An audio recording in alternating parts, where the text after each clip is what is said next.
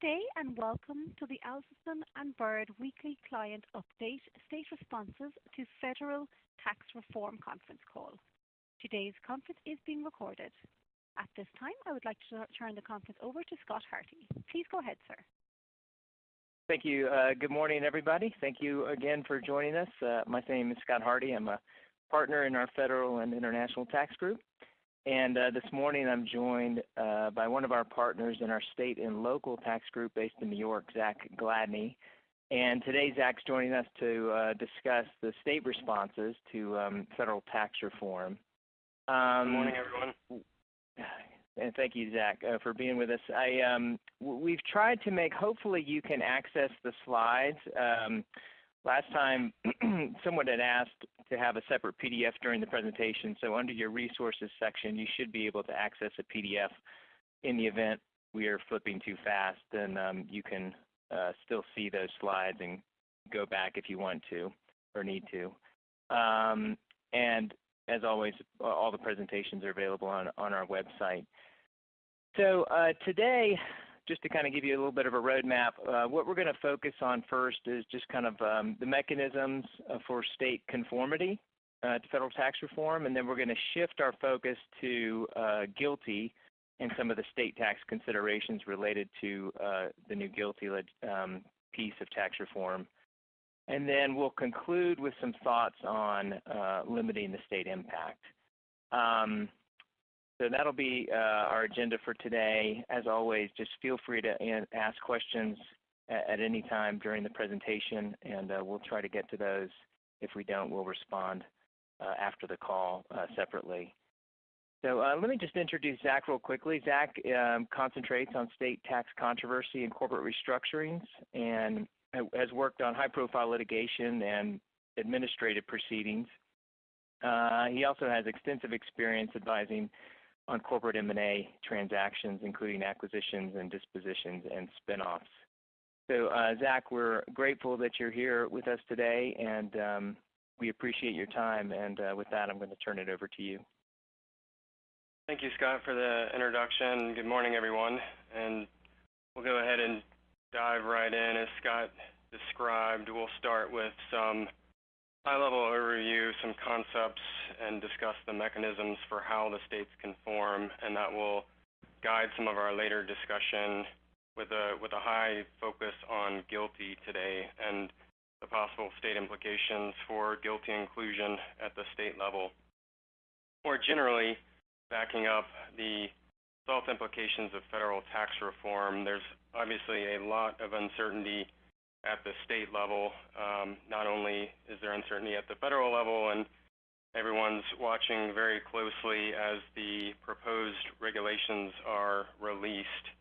And a lot of the discussion at the SALT level and the concern as the proposed regulations are released at the federal level, and they describe the computations for which the 163J interest limitation is computed among the federal consolidated group, along with the same issue for GILTI and repatriation, focusing on the computations as they involve the entire federal consolidated group. At the state level, you're going to have a lot of differences in these computations that result from the fact that you have separate return filing states, you have combined return filing states where the unitary group is often going to differ significantly from the federal consolidated group, as well as consolidated return states where, again, there's no matching of the state consolidated return group with the federal consolidated return group. So given how complicated a lot of these computations are and the complexity involved in the proposed regulations, obviously that's flowing through and creating state concerns. And 163J, for example, there's been a lot of discussion following the proposed regulations on the interest expense limitations and concerns for how differences in the group will impact and maybe even further limit the expenses that can be deducted at the state level as compared to federal, just by virtue of some of those differences in the reporting groups. Another big area of focus at the state level has been on the international provisions, and that, as we've mentioned earlier, is going to be a large focus for today as we focus on GILTI and those issues that surround inclusion of foreign income in the state tax base. And there are significant foreign commerce clause concerns, a lot of discussion about Kraft General Foods, the U.S. Supreme Court decision, and we'll touch on that later as well. And the states, I think there remains a lot of uncertainty, not only in discussions from practitioners, but at the state level as well. I think there's a lot of concern about making sure that states aren't walking themselves into future litigation by including foreign income that perhaps can be argued would be unconstitutional under the Foreign Commerce Clause. And obviously the states are highly interested in including foreign income in their tax base because it's a potential to broaden the base and increase the tax base at the state level, which is interesting in that the federal policy behind federal tax reform is a shift to a territorial system for competitive reasons. You have a lowering of the rates for corporate income tax, and at the same time you have inclusion of foreign income from specific sources currently applied at the lower rates as compared to the former system, which was inclusion of all foreign income on a deferred basis.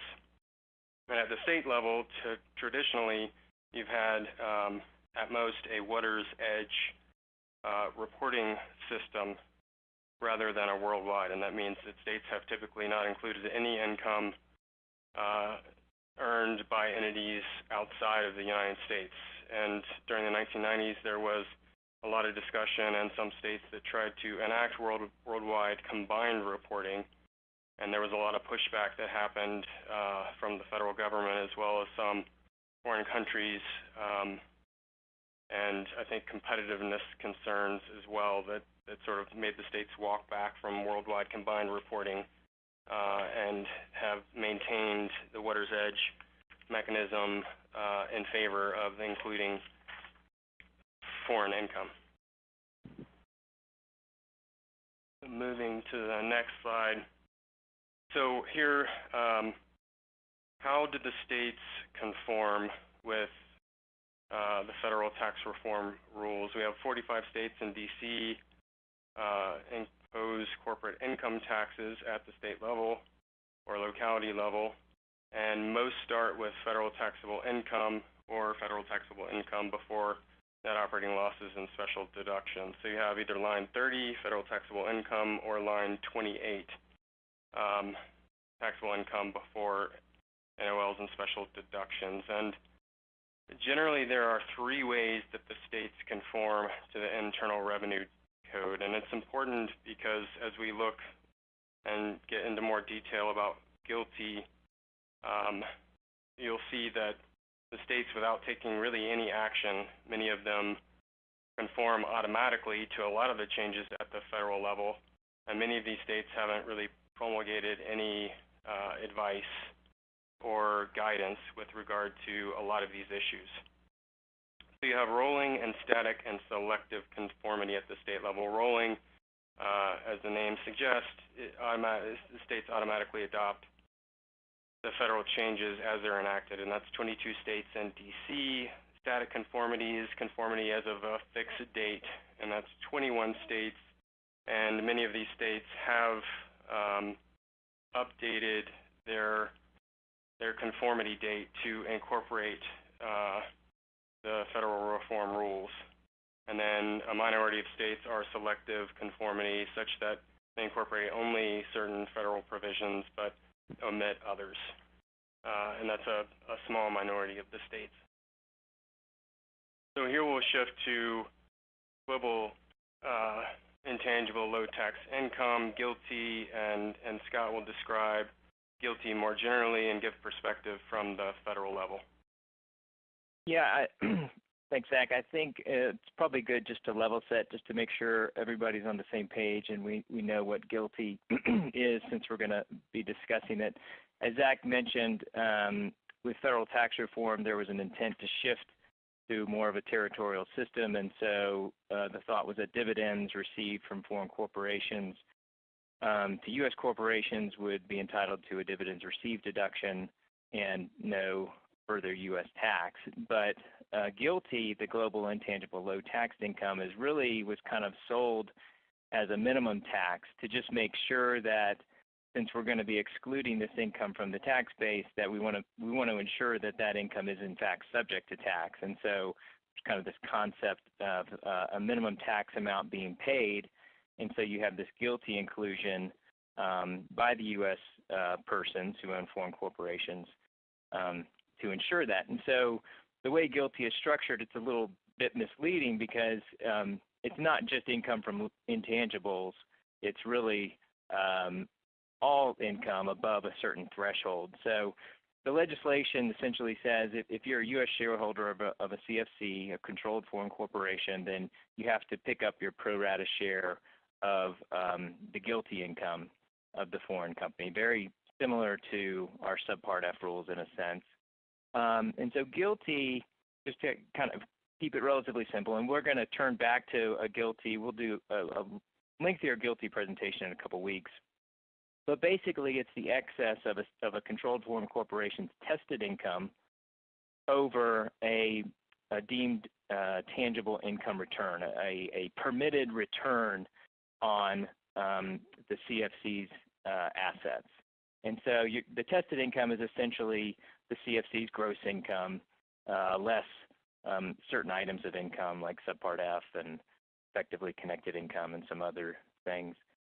But basically, you're looking at the CFC's gross income, and then you're backing out what they call a deemed tangible income return, which is roughly a 10% return on the controlled foreign corporation's, they call it qualified business asset investment, QBI, which is essentially the adjusted basis of the CFC's assets, tangible assets.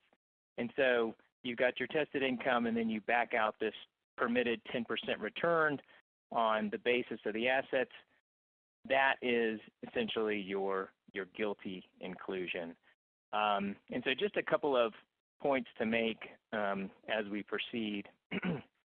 Corporations, because this is billed as a minimum tax, corporations are entitled to a 50% deduction under Section 250, which I think Zach will refer to.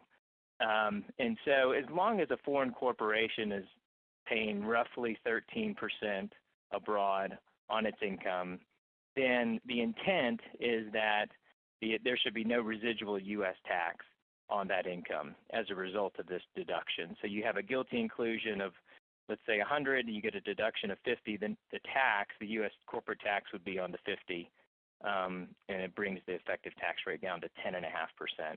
And with foreign tax credits, that gets you hopefully no residual tax.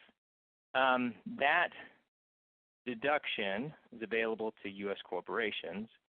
We'll circle back to this. U.S. individuals are not entitled to that deduction, although some regs came out yesterday, which I'll refer back to in a moment.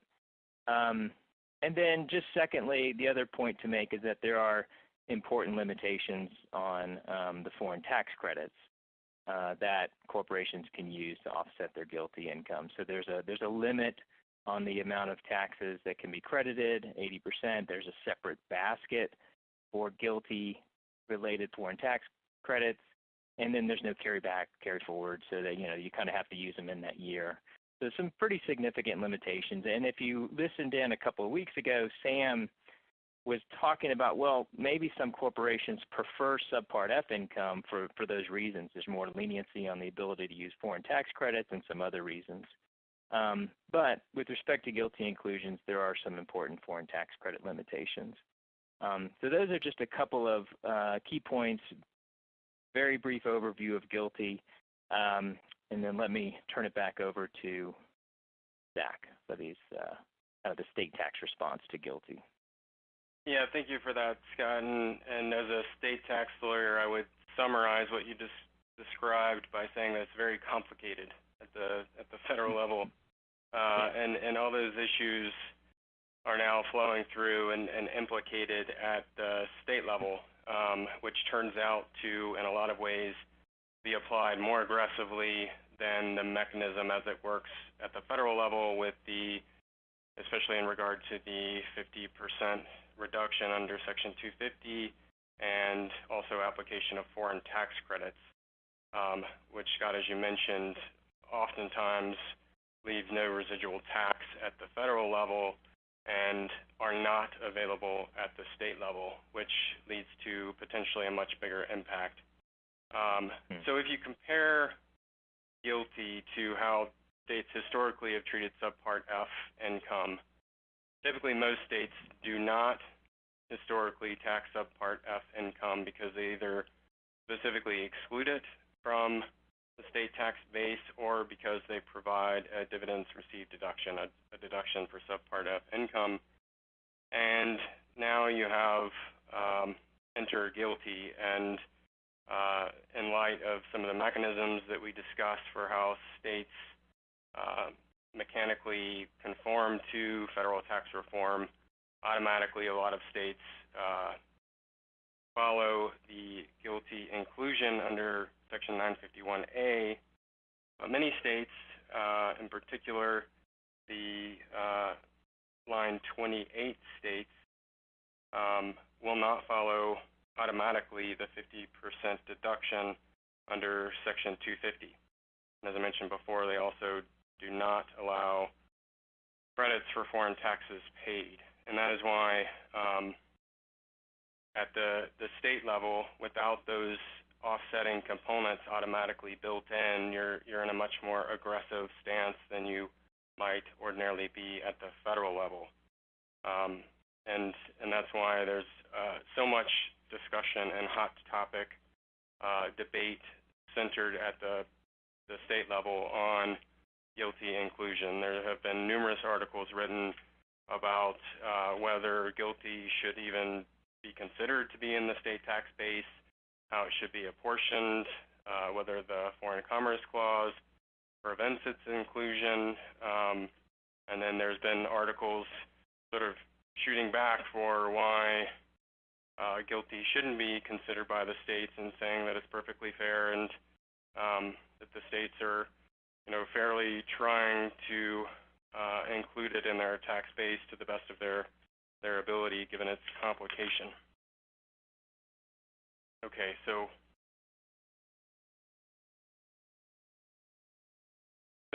what's included typically at the state level if GILTI is included by the state mechanism for following federal tax reform?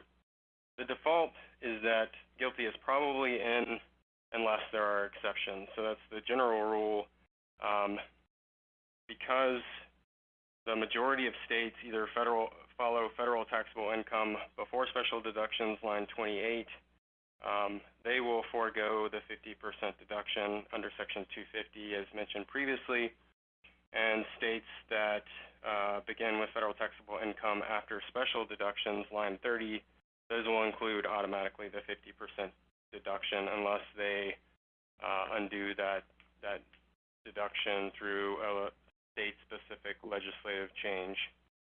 And some states have released guidance administratively most times that GILTI is not included in taxable income at the state level, or that it be fully or nearly deducted as a foreign dividend. And this is states that are choosing to treat GILTI much like they have treated Subpart F income in the past. And that is a point. There's been articles written and advice given to clients that is one argument that can be made at the state level, that because GILTI is technically under the Subpart F provisions, even though it is not technically Subpart F income for state purposes, it should be treated in the same way that Subpart F income has been treated, and as far as equities and fairness, that has some level of appeal to it. So what is the current state of play of GILTI at the state level? You have a number of states choosing to offset GILTI entirely by dividend received deduction. Those states currently are Connecticut, Illinois, Massachusetts, North Dakota, and Pennsylvania. And then you have other states, as mentioned previously, that have chosen to exclude GILTI entirely from the state tax base. Those include Georgia, Hawaii, and South Carolina. And then you have other states that have, through their own mechanism for federal conformity, not necessarily and automatically conformed and have included the GILTI provision through that conformity mechanism, but have chosen separately to legislatively conform and follow the GILTI inclusion at the state level. And New Jersey, for example, has done both GILTI inclusion and then allowed for the 50% offset under Section 250. And we'll get into New Jersey a little bit later and briefly discuss a lot of the discussion around the sales factor that New Jersey has employed. And as mentioned, referencing back to the mechanism that the states have for incorporating the federal laws into the state laws and using federal taxable income as a starting point, many states that appear to include GILTI in their tax base because of that mechanism for how they conform, either rolling conformity or fixed date conformity, and many states having updated their date for conformity to include the federal tax reform provisions, appear to include GILTI, but they have yet issued no guidance, which is why there's so much uncertainty at the state tax level. Scott, did you have? Yeah.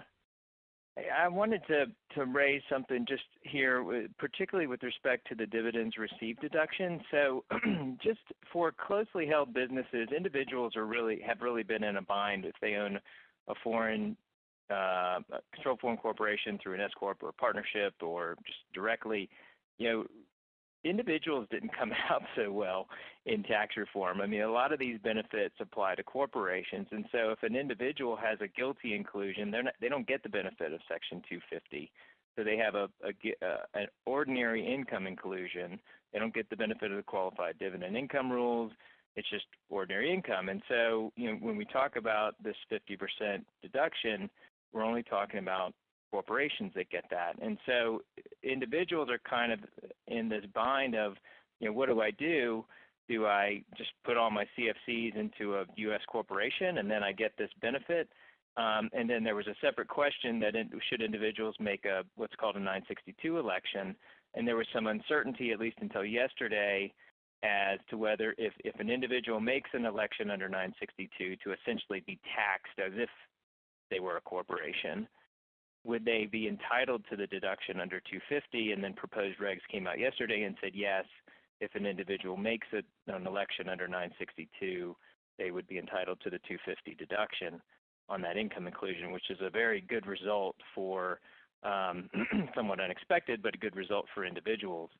So I think that at least gives individuals some options as to whether they're going to drop CFCs into corporations or make 962 elections. But when you're looking at these kind of state tax rules and how a dividends received deduction at the state level, how might that tie into a 962 election made by an individual, assuming they don't drop their CFCs into corporate entities? It's more of a question. There's also a separate tax court case addressing 962 recently that wasn't particularly taxpayer friendly. So an actual U.S. corporation to hold CFCs may make more sense. But there's a lot of questions that individuals and closely held businesses need to address in this context as well. Yeah, thank you, Scott. That's very helpful. And and to the point that you make, individuals have certainly, I think, borne the brunt of a lot of the changes in terms of negative impacts. And while we focus largely on corporate impacts with regard to sort of state tax implications of GILTI, it's important not to forget that those issues are potentially even larger at the individual level and amplified for all the reasons that you described. Mm-hmm. Yep. Okay, so I can move quickly through this next slide, which is just sort of a tally of where we stand, and it's from a study performed in the fourth quarter of last year, which is why it's a rough state count rather than precise, but there are 14 combined reporting states that conform purely by being rolling conformity or fixed state conformity, having updated their conformity date. 11 separate reporting states that are potentially coupled with the GILTI inclusion for the same reasons, and we'll mention in just a bit that potentially these states are prohibited by U.S. Supreme Court case law from including GILTI in their tax base, and 13 states having proactively decoupled from GILTI by legislation or administrative guidance, and then an outlier of 9 states that haven't specifically addressed Internal Revenue Code conformity or GILTI coupling at all. Okay, so what are the biggest concerns at the state level around GILTI, and what is it that everyone's talking about? The first I've alluded to a couple of times already. It's U.S. constitutional questions under the Foreign Commerce Clause, and the most often talked about case in this regard is Kraft General Foods, which is a U.S. Supreme Court appeal out of the state of Iowa, and we'll get into a little bit more detail on that.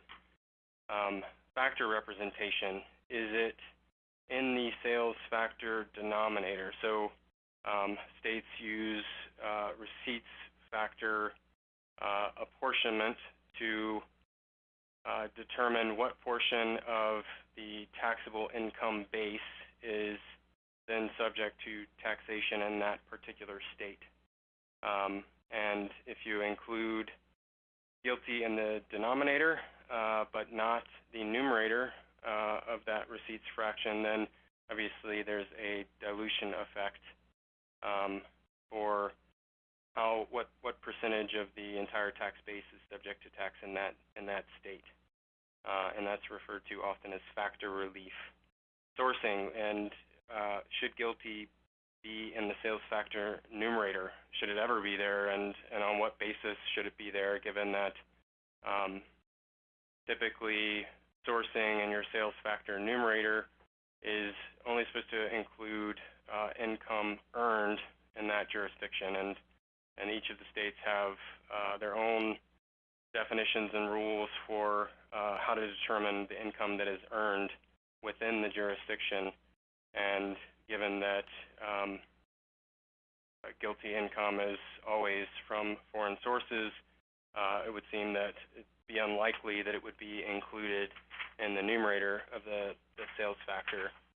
But then we'll, as mentioned, talk about New Jersey a little bit very quickly later on as well.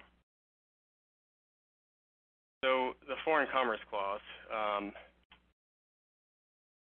The Foreign Commerce Clause has been said by the U.S. Supreme Court to prohibit discriminatory taxation against investments in foreign corporations as compared to domestic.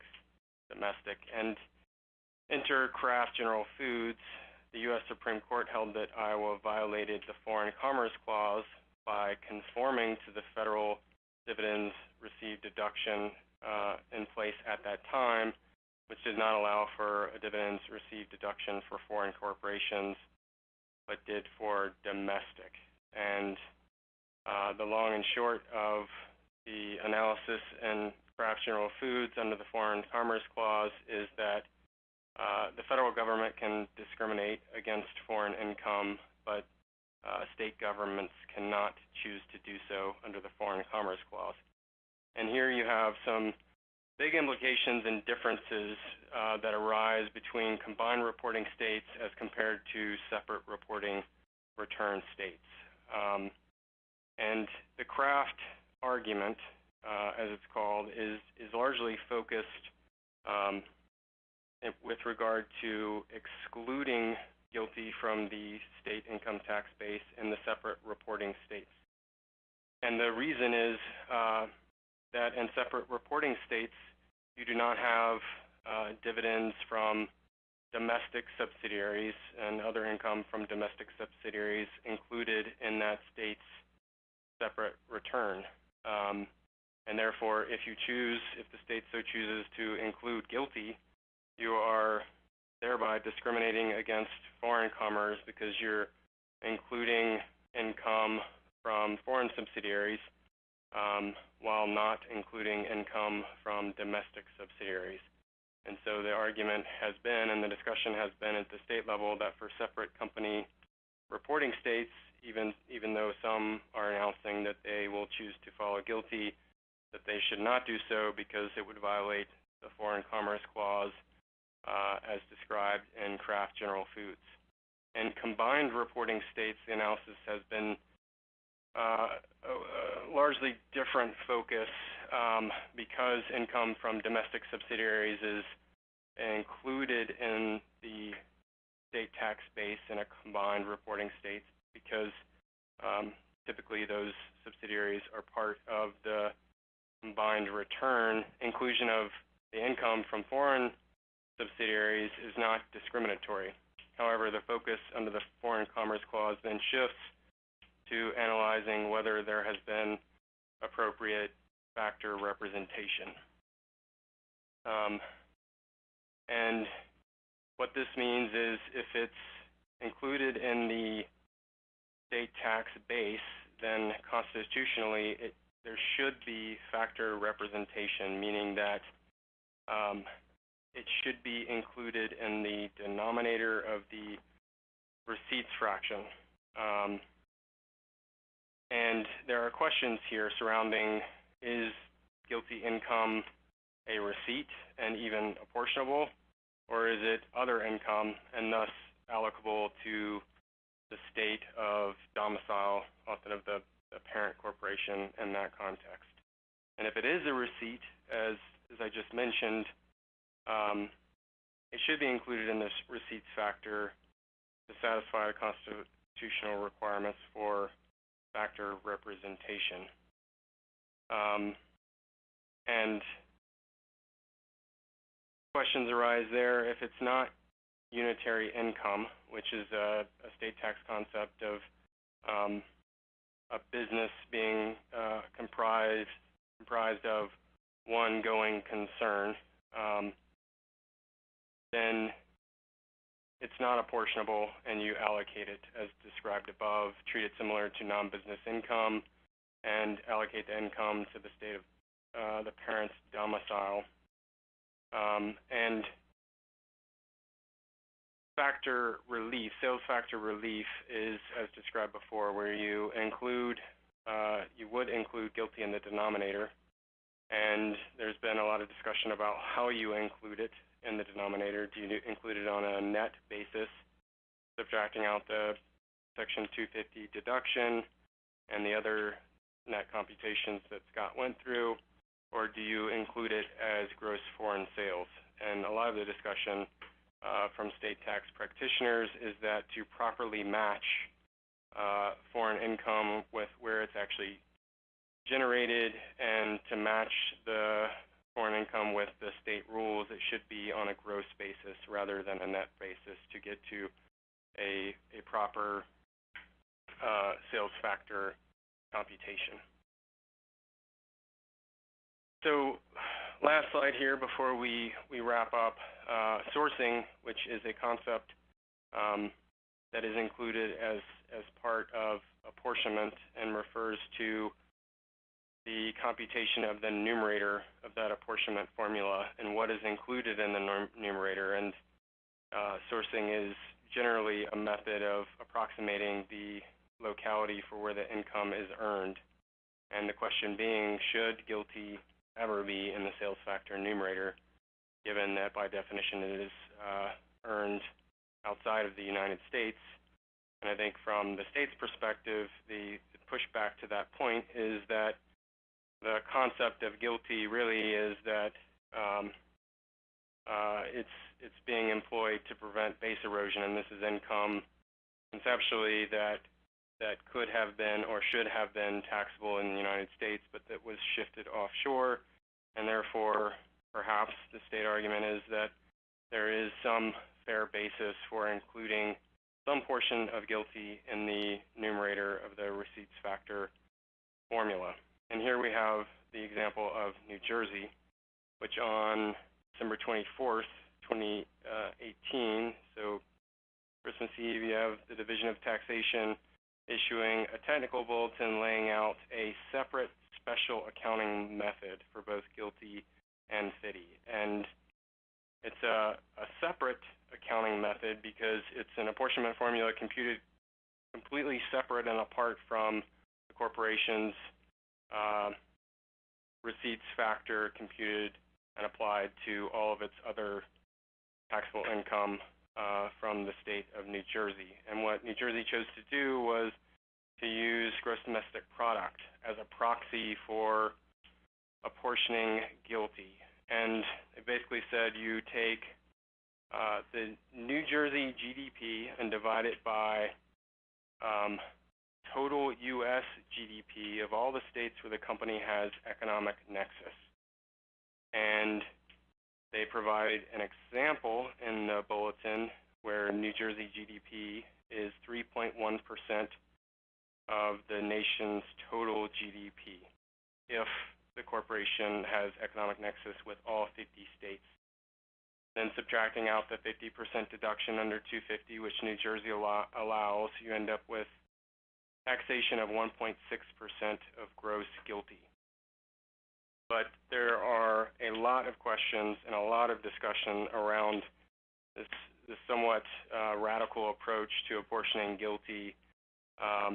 Questions like, should it have been worldwide GDP rather than U.S. GDP because you're talking about income from foreign sources? Economic nexus, how do you define where the company has economic nexus in other states?